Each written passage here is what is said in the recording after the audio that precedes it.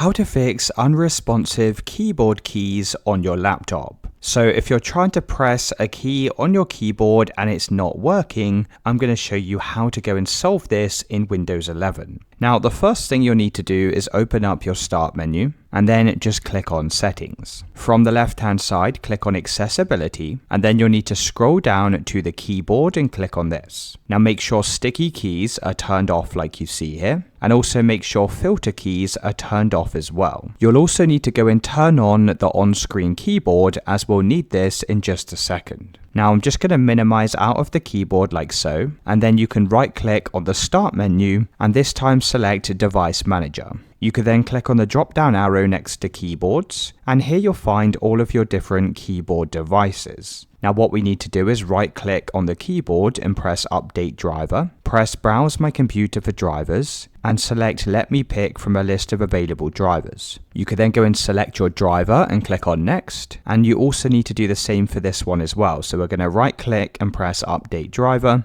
press Browse My Computer, and press Let me pick from a list of available drivers. Now go and select the keyboard and press Next. And once you've updated these drivers, you'll need to go and restart your computer. Now, if it's not working, there is one final solution. So let's go and come back over to this on-screen keyboard, open up your Start menu, and then just search for the word Run. You can then click on the Run icon. And in this search box here, we need to go and type in the following. So we can use our on-screen keyboard, and you need to type in the word regedit and then press OK. You could then click on the drop down arrow next to H key local machine, click on the drop down next to System, click on Current Control Set, click on the drop down next to Services, and then you'll need to scroll down until you see the folder called i80042PRT. Now once you've found this folder, go and click on it. You then need to double click on this start file, and we're going to change the value data to 1 and press OK.